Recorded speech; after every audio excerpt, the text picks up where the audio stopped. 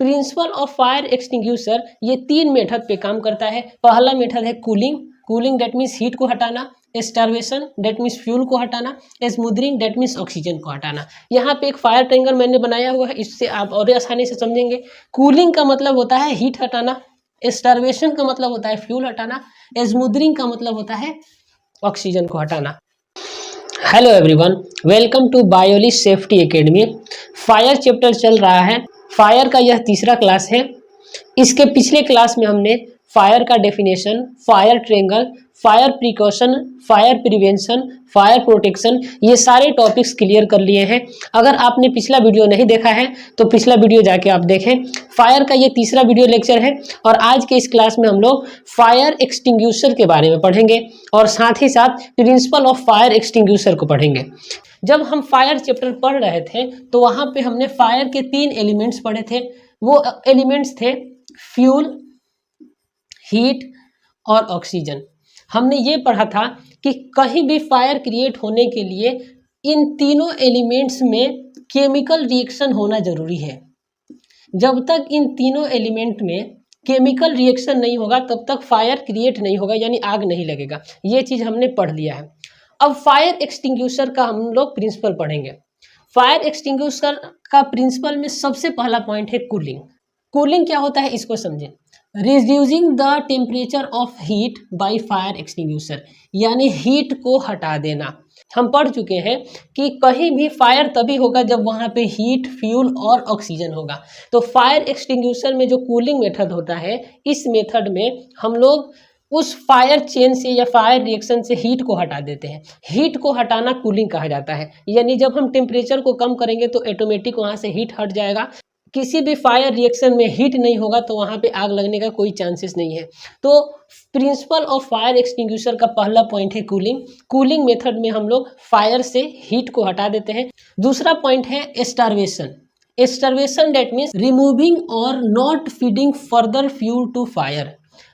Starvation का मतलब होता है कि उस फायर रिएक्शन से फ्यूल को हटा देना। हमने पढ़ा है कि जब फ्यूल, हीट और ऑक्सीजन रहेगा तभी वहाँ पे फायर क्रिएट होगा। तो स्टार्वेशन मेथड में हम लोग फ्यूल को हटा देते हैं। जब फ्यूल रहेगा ही नहीं तो फिर वहाँ पे आगे फायर होने का चांसेस डिक्रीज हो जाएगा। या तो हम कूलिंग मेथड के द्वारा हीट को हटा दें, फायर नहीं होगा, या फिर स्टार्वेशन मेथड द्वारा हम लोग फ्यूल को हटा दें तब भी फायर नहीं होगा। तीसरा पॉइंट है smothering. Extinguishment bye separation of oxygen from fire, यानी फायर से ऑक्सीजन को सेपरेट कर देना, अलग कर देना। हम जानते हैं कि हीट, फ्यूल और ऑक्सीजन रहेगा और उनके बीच में केमिकल रिएक्शन होगा तो फायर होगा। तो स्मूदरिंग मेथड में ऑक्सीजन को हटा दिया जाता है। जब यहाँ से ऑक्सीजन गायब हो जाएगा तो हीट और फ्यूल बचेगा, इन दोनों के बीच में रिएक्शन होगा तो आग लगने के चांसेस नहीं होंगे।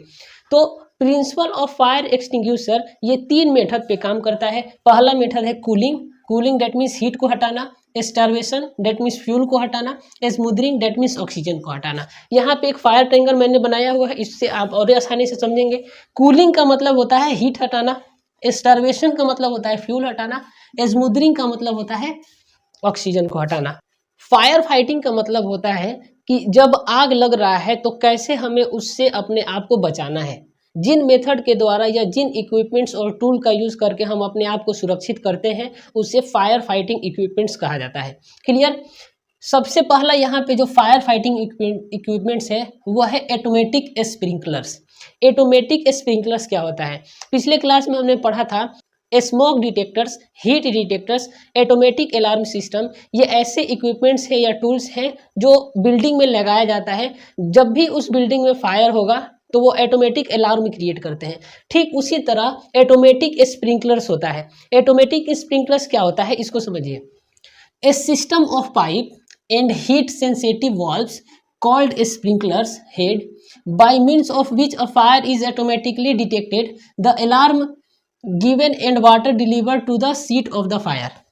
ऑटोमेटिक स्प्रिंकलर्स क्या होते हैं, ये एक सिस्टम ऑफ पाइप्स होते हैं। ये पाइप से कनेक्टेड होते हैं और ये हीट सेंसिटिव होते हैं। ये हीट को सेंस करते हैं। ये हीट को सेंस करते हैं डैट मीन्स जब भी रूम में ज़्यादा हीट होगा, यानी आग लगेगा तो रूम में हीट ज़्यादा होगा। जब हीट ज़्यादा होगा तो ये ऑटोमेटिक अलार्म एक्टिवेट कर देते हैं और इसके अंदर से ऑटोमेटिकली वाटर फव्वारे की तरह बाहर आता है। ऑटोमेटिक स्प्रिंकलर्स के यहाँ पे फिगर दिया हुआ है, इस फिगर को ध्यान से समझे। ये बड़े बड़े कंपनीज में या फिर फ्लैट्स में या बिल्डिंग्स में लगाए जाते हैं।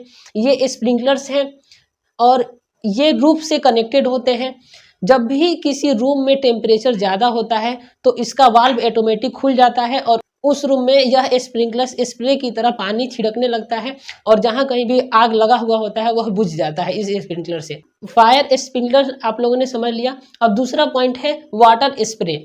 Water spray system of pipes connected to a permanent water supply with a special high pressure outlets project atomized sprays at high velocity and flow rates to suit the projected risk। System of pipe connected to a permanent water supply. इसमें क्या होते हैं कि जिस building में permanent water supply जा रहा होता है उसी वाटर सप्लाई से कुछ पाइप्स कनेक्टेड होते हैं और उसमें बहुत तेज प्रेशर से पानी आता है। इसका यूज भी हम लोग फायर फाइटिंग के तौर पे करते हैं। नेक्स्ट पॉइंट है फायर एक्सटिंग्यूशर। फायर एक्सटिंग्यूशर ये आप लोग जानते हैं, जिसके बारे में आज हम लोग पढ़ने वाले हैं। Must buildings contain and variety of hand held fire fighting equipments. Fire fighting equipments होता है फायर एक्सटिंग्यूशर और इसका यूज करके हम लोग फायर को बुझाते हैं। नेक्स्ट हम लोग पढ़ेंगे कि और क्या क्या इक्विपमेंट्स हैं जिनका यूज करके हम लोग फायर होने से खुद को बचा सकते हैं या फायर को हम लोग बुझा सकते हैं। अगला है फायर ब्लैंकेट। फायर ब्लैंकेट क्या होता है? Fire blankets are designed to smother class A fires. यानी जो फायर एक्सटिंग्यूशर होते हैं वह स्मूदरिंग करते हैं। स्मूदरिंग अभी हम लोगों ने पढ़ा, स्मूदरिंग डेट मीन्स ऑक्सीजन को हटा देना। जहां कहीं भी आग लगा हुआ है इस फायर ब्लैंकेट को उस एरिया में रख दे।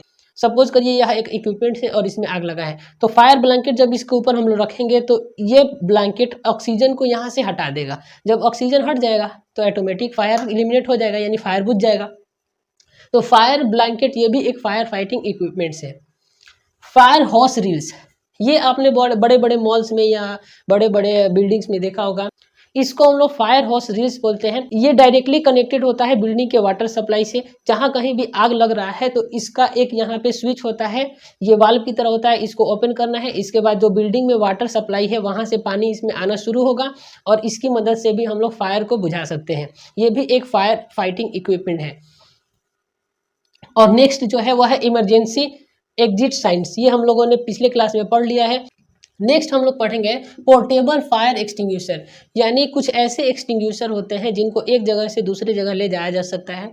उसमें पॉइंट ये है कि हमें ये समझना होता है कि किस टाइप के फायर पे हम लोग कौन सा फायर एक्सटिंग्यूशर यूज करेंगे, ये जानना बहुत जरूरी होता है। यहाँ पे लिखा है फायर का क्लास ABCDEF। ई और एफ यहाँ पे नहीं दिया हुआ है, यहाँ पे ABCD टाइप तक का फायर टाइप्स दिया हुआ है। पिछले क्लास में हमने पढ़ा था कि कौन से फायर को क्लास ए फायर करते हैं, किस टाइप के फायर को क्लास बी फायर करते हैं, किस टाइप के फायर को क्लास सी और क्लास डी फायर करते हैं। क्लास ए फायर होता है जब किसी सॉलिड में फायर लगता है। सॉलिड डेट मीन्स जो कठोर चीज होते हैं उसमें अगर आग लगे तो उसको क्लास ए फायर बोला जाता है। क्लास ए फायर में आते हैं वुड, ग्लास, क्लोथ, ये सारे सॉलिड इक्विपमेंट्स हैं। पेपर, अगर इसमें आग लग रहा है तो उसको क्लास ए फायर बोलते हैं। और सॉलिड में जब आग लगे तो हमें वाटर से या फिर ड्राई पाउडर से आग को एक्सटिंग्विश करना होता है। दूसरा है class B fire. Class B fire बोलते हैं लिक्विड वाले फायर को। अगर किसी लिक्विड में फायर लगा है तो उसको हम लोग फोम एक्सटिंग्विशर से एक्सटिंग्विश करते हैं। यानी जिस एक्सटिंग्विशर में फोम फिलअप हुआ हो उस एक्सटिंग्विशर से हम लोग लिक्विड फायर को एक्सटिंग्विश करते हैं। तीसरा जो है वह है class C fire. Class C fire में आते हैं गैसेस फायर। यानी जब एसिटाइलिन, हाइड्रोजन सल्फाइड और नेचुरल गैसेस यानी किसी गैस में जब आग लगता है तो उस फायर को एक्सटिंग्विश करने के लिए हम लोग CO2 या फिर ड्राई पाउडर का यूज करते हैं। ये एक्सटिंग्विशर में भरा होता है CO2 या फिर ड्राई पाउडर। इस एक्सटिंग्विशर का यूज करके हम लोग क्लास सी टाइप के फायर को एक्सटिंग्विश करते हैं। नेक्स्ट है class D type fire. Class D type fire को एक्सटिंग्विश करने के लिए हम लोग पाउडर ग्रेफाइट, पाउडर लाइमस्टोन या फिर सैंड का यूज करते हैं। ये एक्सटिंग्विशर में फिलअप हुआ रहता है और उस एक्सटिंग्विशर का यूज करके हम लोग क्लास डी टाइप के फायर को एक्सटिंग्विश करते हैं। क्लियर? अब आगे हम लोग पढ़ेंगे कलर कोडिंग एंड आइडेंटिफिकेशन। कुछ ऐसे फायर एक्सटिंग्विशर होते हैं जिसपे कलर कोडिंग होता है। अब कलर कोडिंग को पढ़ते हैं। अगर किसी फायर एक्सटिंग्विशर में रेड कलर है, यानी उसके ऊपर रेड कलर का एक पट्टा दिखाई दे रहा है, तो उस एक्सटिंग्विशर में वाटर या फिर CO2 फिलअप होता है। और आप जानते हैं कि किस प्रकार के फायर के लिए हमें वाटर और CO2 का यूज करना है। अगर किसी फायर एक्सटिंग्विशर में क्रीम कलर है तो उस फायर एक्सटिंग्विशर में फोम फिलअप होगा। अगर किसी फायर एक्सटिंग्विशर का जो कलर कोडिंग है वो ब्लू है तो ब्लू वाले फायर एक्सटिंग्विशर में ड्राई केमिकल पाउडर होता है। नेक्स्ट स्लाइड में हम लोग पढ़ेंगे कि कौन से एक्सटिंग्विशर का यूज किस प्रकार के फायर पे हम लोग करते हैं। अभी हमने छोटा सा एक ओवरव्यू समझा था। अगर ब्लैक कलर का फायर एक्सटिंग्विशर है तो उसमें कार्बन डाइऑक्साइड होता है, येलो कलर का है तो उसमें पोटासियम होता है। ये सारे कलर कोडिंग को हर एक व्यक्ति को याद रखना चाहिए ताकि जिस तरह का फायर होगा उस तरह के हम लोग फायर एक्सटिंग्विशर का यूज करेंगे। यहाँ पे फायर एक्सटिंग्विशर का एक चार्ट दिया हुआ है और इस चार्ट की मदद से हम लोग हर एक फायर एक्सटिंग्विशर के बारे में पढ़ेंगे और ये भी पढ़ेंगे कि किस क्लास के फायर के लिए वह फायर एक्सटिंग्विशर सूटेबल है। अगर रेड कलर का फायर एक्सटिंग्विशर के ऊपर मार्क दिया हुआ है या फिर कोडिंग दिया हुआ है तो उस रेड कलर के फायर एक्सटिंग्विशर में वाटर फिलअप होता है, ये अभी हमने पढ़ा। और वाटर को किस तरह के फायर पे यूज किया जाना चाहिए। कंबस्टेबल मटेरियल्स अगर हो, पेपर या फिर वुड, यानी क्लास ए फायर जिसमें सॉलिड आते हैं, तो उसके लिए हमें वाटर का यूज कर लेना है। क्योंकि अगर सॉलिड है और उस सॉलिड में आग लगा हुआ है तो हम लोग वाटर की मदद से उस सॉलिड के फायर को एक्सटिंग्विश कर सकते हैं। बाकी इसका यूज फ्लेमेबल लिक्विड्स पे नहीं करने हैं, फ्लेमेबल गैसेस पे नहीं करने हैं, फ्लेमेबल मेटल्स पे नहीं करने हैं, इलेक्ट्रिक इक्विपमेंट पे नहीं करने हैं, डीप फैट फ्रायर्स इस पे नहीं करने हैं। यानी क्लास ए के फायर को एक्सटिंग्विश करने के लिए हमें वाटर का यूज करना है। बाकी class B C D E के उस फायर को एक्सटिंग्विश करने के लिए हम वाटर का यूज नहीं कर सकते। दूसरा है फोम। अगर क्रीम कलर का फायर एक्सटिंग्विशर है, उसके ऊपर जो कोडिंग है वह क्रीम कलर का है, तो उसमें फोम फिलअप होगा। और जब फोम फिलअप होगा उसमें, तो उस एक्सटिंग्विशर से हम लोग क्लास ए के फायर को एक्सटिंग्विश कर सकते हैं और क्लास बी के फायर को एक्सटिंग्विश कर सकते हैं। यानी सॉलिड और लिक्विड दोनों फायर को हम लोग एक्सटिंग्विश कर सकते हैं। बाकी गैसेस या फिर मेटल्स या इलेक्ट्रिक या फिर फैट्स, उस फायर को हम लोग फोम फायर एक्सटिंग्विशर से एक्सटिंग्विश नहीं कर सकते। नेक्स्ट है ड्राई पाउडर। ड्राई पाउडर का यूज करके हम लोग क्लास ए के फायर को, बी के फायर को, सी के फायर को, डी के फायर को और ई के फायर को एक्सटिंग्विश कर सकते हैं। यानी ड्राई केमिकल पाउडर ऐसा फायर एक्सटिंग्विशर होता है जो सॉलिड, लिक्विड, गैस, मेटल और इलेक्ट्रिक हर एक तरह के फायर को एक्सटिंग्विश कर देता है। यहाँ पे एक पॉइंट लिखा हुआ है, can be used safely up to 1000 voltage. अगर कहीं आग लगा हुआ है और वह आग 1000 वोल्टेज से कम है तो उस आग को बुझाने के लिए हम लोग ड्राई पाउडर का यूज कर सकते हैं। अगर 1000 वोल्टेज से ज़्यादा वोल्टेज में आग लगा हुआ है तो उस पर ड्राई केमिकल पाउडर भी काम नहीं करेगा। नेक्स्ट है CO2 एक्सटिंग्विशर। CO2 एक्सटिंग्विशर के ऊपर ब्लैक कलर का कोडिंग होता है और इस एक्सटिंग्विशर का यूज करके हम लोग लिक्विड फायर को एक्सटिंग्विश कर सकते हैं और साथ ही साथ इलेक्ट्रिक फायर को एक्सटिंग्विश कर सकते हैं। अगर इलेक्ट्रिक फायर है और उस जगह पे अपने वाटर एक्सटिंग्विशर का यूज किया, वहां पे शॉक लगने के चांसेस होंगे क्योंकि जो वाटर है वह इलेक्ट्रिक फायर पे काम नहीं करता। नेक्स्ट है wait chemical. Wait chemical powder का यूज हम लोग क्लास ए टाइप के फायर के लिए और क्लास के टाइप के फायर के लिए यानी किचन फायर के लिए यूज करते हैं। यानी wait chemical powder generally kitchen के लिए आता है, लेकिन इसका यूज हम लोग क्लास ए टाइप के फायर के ऊपर भी कर सकते हैं। तो ये था फायर एक्सटिंग्विशर के टाइप्स और उनकी यूज की किस तरह के टाइप्स पे कौन सा फायर एक्सटिंग्विशर यूज करना है। अब नेक्स्ट हम लोग पढ़ेंगे installation of fire extinguisher. Fire extinguisher का इंस्टॉलेशन ये है कि किस जगह पे हमें फायर एक्सटिंग्विशर को रखना चाहिए ताकि जहां कहीं भी आग लग रहा है तो हम उस फायर एक्सटिंग्विशर की मदद से फायर को एक्सटिंग्विश कर सकें। तो पहला पॉइंट है displayed at conspicuous clearly visible location. यानी फायर एक्सटिंग्विशर को उस जगह पे रखें जहां पे वह क्लियरली दिखाई दे। ठीक है, अगर आपका बिल्डिंग है या आपका फ्लैट है, आपका घर है, तो उस घर के मेन गेट के पास फायर एक्सटिंग्विशर को रखें ताकि आते जाते सबको दिखाई दे। दूसरा पॉइंट है मैक्सिमम रीच डिस्टेंस 25 मीटर। यानी अगर कोई वर्क प्लेस है, कोई बिल्डिंग है जहाँ पे फायर लगने के चांसेस ज़्यादा हैं, तो हर एक 25 मीटर के डिस्टेंस पे एक फायर एक्सटिंग्विशर होना चाहिए। तीसरा पॉइंट है अंडर शेल्टर एंड आउटडोर्स। अगर फायर एक्सटिंग्विशर आउटडोर्स में है तो वो एक शेल्टर में होना चाहिए, ना कि आप खुले वातावरण में रखें, वहाँ पे बारिश से या फिर धूप से वह फायर एक्सटिंग्विशर खराब भी हो सकता है, तो इसको एक शेल्टर में रखना है। Inspection of portable fire extinguisher, fire extinguisher का इंस्पेक्शन देखते हैं। पहला पॉइंट है periodically maintenance, once in a quarter, once in 2 years hydro test. यानी जो फायर एक्सटिंग्विशर है इसको हर एक साल या फिर हर एक 6 महीना पे या फिर समय समय पे उसको इंस्पेक्ट करते रहना है, उसका टेस्टिंग करते रहना है कि ये फायर एक्सटिंग्विशर खराब हुआ तो नहीं है। इंस्पेक्शन 1 इन मंथ, 1 महीना में एक बार जरूर फायर एक्सटिंग्विशर का इंस्पेक्शन करें। Training once in a month quarter, हर एक महीने में एक बार या महीने में 2 बार अपने वर्कर को आप फायर एक्सटिंग्विशर का ट्रेनिंग जरूर दें, ताकि जहां कहीं भी फायर लगे वह उस फायर एक्सटिंग्विशर का यूज़ करके आसानी से उस फायर को एक्सटिंग्विश कर सकें। अब अगला स्लाइड है फायर एक्सटिंग्विशर कॉमन फीचर्स का, यानी फायर एक्सटिंग्विशर का कॉमन फीचर क्या क्या होता है। फायर एक्सटिंग्विशर के ऊपर एक पिन होता है जिसको लॉकिंग पिन बोला जाता है। उसके नीचे एक हैंडल होता है जिसको कैरिंग हैंडल या ऑपरेटिंग लीवर बोला जाता है। उसके नीचे एक प्रेशर गॉज होता है जिससे हम लोग प्रेशर हमेशा देखते रहते हैं। अब उसके बाद होता है लेबल। लेबल को बहुत अच्छे से समझ लेना चाहिए। टाइप में लिखा रहेगा वाटर, CO2 और ड्राई केमिकल, यानी जो फायर एक्सटिंग्विशर होगा उसके ऊपर लिखा रहेगा कि इस फायर एक्सटिंग्विशर के अंदर क्या फिलअप हुआ है, वाटर फिलअप हुआ है या CO2 या फिर ड्राई केमिकल पाउडर। उसके नीचे क्लासिफिकेशन लिखा होगा, यानी यह फायर एक्सटिंग्विशर किस प्रकार के फायर को एक्सटिंग्विश कर सकता है, class A, B, C, D, class E, class के फायर। अगर जो भी टाइप के एक्सटिंग्विशर होंगे उस टाइप के फायर को एक्सटिंग्विश करने के लिए क्लासिफिकेशन लिखा रहेगा। NFPA कैपेसिटी रेटिंग वहाँ पे दिया होगा रहेगा, और भी इंस्ट्रक्शन दिया हुआ रहेगा। डिस्चार्ज, नोजल और हॉर्न, ये जो पॉइंट है इसको नोजल बोलते हैं या फिर हॉर्न बोलते हैं, और इसी के माध्यम से उस फायर एक्सटिंग्विशर में जो भी मौजूद है मीडिया वह बाहर निकलता हुआ, जो भी मीडिया मौजूद है वह मीडिया बाहर निकलता है। अब यहाँ पे कंडीशन दिया हुआ है कि जब फायर एक्सीडेंट हो कंपनी में तो हमें सबसे पहले क्या करना है, हमें सबसे पहले 101 पे यानी फायर को कॉल करना है। सबसे पहले 101 पे हमें कॉल करना है और बताना है कि फायर एक्सीडेंट हुआ है।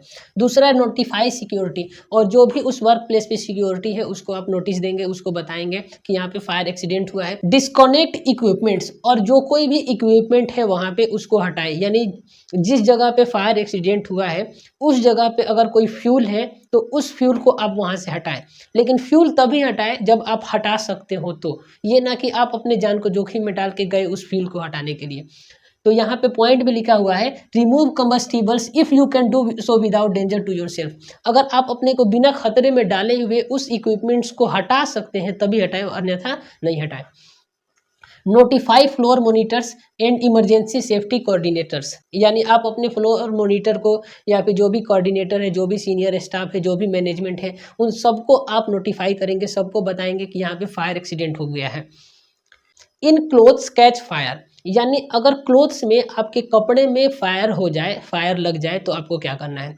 सबसे पहले आपको रुक जाना है, फिर आपको ड्रॉप होना है, यानी आपको ज़मीन पे लेट जाना है। लेटने के बाद अपने बॉडी को रोल करना है, यानी करवट बदलना है। इससे आपके शर्ट में या आपके कपड़े में जहाँ कहीं भी फायर लगा हुआ है वो ऑटोमेटिकली एक्सटिंग्विश हो जाएगा।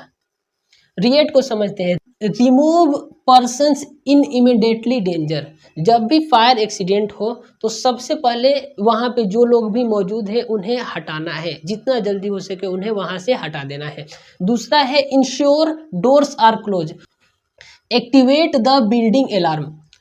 तीसरा पॉइंट है कि आप उस बिल्डिंग अलार्म को एक्टिवेट करेंगे। चौथा पॉइंट है C for call the fire department, और आप फायर डिपार्टमेंट को कॉल करेंगे। T for treat all fires as dangers, treat all fires as dangers, यानी जहाँ कहीं भी फायर लगा है चाहे वह छोटा ही क्यों ना हो उसको एक खतरा समझ के उसको ट्रीट करना है। उस छोटे फायर को आप अवॉइड नहीं कर सकते हैं, यानी छोटा फायर भी है तो उसको आप खतरा समझे और उसको एज एक बड़ा फायर के रूप में ट्रीट करें। Continue a complete building evacuation, और कंटिन्यूली उस बिल्डिंग को इवैक्यूएट करें। जो कोई भी बिल्डिंग है जिसमें लोग फंसे हुए हैं आप लगातार उन लोगों को बिल्डिंग से बाहर निकालें। Do not attempt to fight a fire unless you are also certified in use of a fire extinguisher. आप तब तक फायर को एक्सटिंग्विश ना करें या फायर को एक्सटिंग्विश करने की कोशिश ना करें जब तक आप ओसा सर्टिफाइड नहीं है। फायर एक्सटिंग्विश करने का जब तक आपने ट्रेनिंग नहीं लिया है या ओसा सर्टिफाइड नहीं है तब तक आप फायर को बुझाने की कोशिश ना करें या फायर एक्सटिंग्विशर का यूज़ करने की कोशिश ना करें। ये क्यों कहा जा रहा है? क्योंकि मान लीजिए कि अगर इलेक्ट्रिक फायर हुआ है तो इलेक्ट्रिक फायर को आप वाटर एक्सटिंग्विशर से एक्सटिंग्विश नहीं कर सकते। आप फायर का ट्रेनिंग नहीं लिए हैं, आप ओसा सर्टिफाइड नहीं है, फायर एक्सटिंग्विशर का ट्रेनिंग नहीं लिए हैं और आपने क्या किया कि जो वाटर एक्सटिंग्विशर फायर है उसका यूज़ करके आपने इलेक्ट्रिक फायर को एक्सटिंग्विश करने की कोशिश की, तो वहाँ पे एक बड़ा एक्सीडेंट हो सकता है, वहाँ पे शॉक लग सकता है और फटल एक्सीडेंट हो सकता है। इसीलिए कहा जा रहा है कि जब तक आप फायर एक्सटिंग्विशर का ट्रेनिंग पूरा नहीं किए हैं या उसका सर्टिफिकेट नहीं है तब तक आप फायर एक्सटिंग्विश करने की कोशिश ना करें। Use a portable extinguisher only if, कब हमें पोर्टेबल एक्सटिंग्विशर का यूज़ करना है उस कंडीशन को पढ़ेंगे। पोर्टेबल एक्सटिंग्विशर का यूज़ करने के लिए पहला पॉइंट है बिल्डिंग इज बीइंग इवैक्यूएटेड, जब बिल्डिंग खाली किया जा चुका हो तब आप फायर एक्सटिंग्विशर का यूज़ करें। Fire department has been called, जब फायर डिपार्टमेंट को बुला लिया गया हो तब आप फायर एक्सटिंग्विशर का यूज़ करें। Fire is not spreading a small and contained, जब फायर स्प्रीड नहीं कर रहा हो तब आप फायर एक्सटिंग्विशर का यूज़ करें। एग्जिट इज क्लियर, जब एग्जिट क्लियर हो गया हो तभी आप फायर एक्सटिंग्विशर का यूज़ करें। Proper extinguisher is eight hand, और तभी यूज़ करें जब आपको पता हो कि इस एक्सटिंग्विशर से हम इस फायर को एक्सटिंग्विश कर सकते हैं, यानी फायर के क्लास को समझ के और फायर का एक्सटिंग्विशर मीडिया जो है उसको समझ के आप फायर को एक्सटिंग्विश करेंगे। बिना समझे आप किसी भी एक्सटिंग्विशर को किसी भी फायर पे एक्सटिंग्विश करने की कोशिश नहीं करेंगे। You use buddy system, have someone back you up, get assistant before trying to fight a fire। ये एकदम इम्पोर्टेंट पॉइंट है। जब आप फायर को एक्सटिंग्विश करने जा रहे हैं तो वहाँ पे आप एक असिस्टेंट रखें, कोई ऐसा व्यक्ति होना चाहिए जो आपको बैकअप दे, ठीक है। नेक्स्ट स्लाइड में है रिमेंबर पासवर्ड, यानी पासवर्ड को आप याद करें। Keep your back to a clean escape route, अपने पीछे एक क्लीन एस्केप रूट रखें, यानी अगर सामने फायर है तो उसको अगर आप एक्सटिंग्विश करना चाहते हैं तो पीछे आपका एक क्लीन एस्केप रूट होना चाहिए। Stand back 6 to 8 feet from the fire, और फायर से 6 to 8 फीट आपको दूर रहना है, यानी उसके पीछे खड़ा रहना है। जहाँ पे फायर है वहाँ से 6 या 8 फीट की दूरी पे आप खड़े होंगे। अगर आप इन दोनों को कंप्लीट कर चुके हैं तो फिर आपको पास का यूज़ करना है। PASS, पास वर्ड क्या है, पास मेथड क्या है? PASS, पास डेट मीन्स पुल, आपको पिन को पुल करना है, यानी फायर एक्सटिंग्विशर का जो पिन है उसको खींचेंगे। A4 होता है एम द टारगेट, जो भी टारगेट है, जिस टारगेट को आप एक्सटिंग्विश करना चाहते हैं उसको एम करेंगे। तीसरा है एक्सक्यूज, और जो फायर एक्सटिंग्विशर का जो हैंडल होगा या एक्सक्यूजिंग पॉइंट होगा उसको आप दबाएंगे। चौथा है स्वीप, आप फायर को स्वीप करेंगे, यानी जैसे आप झाड़ू लगाते हैं उस तरह फायर को एक्सटिंग्विश करेंगे।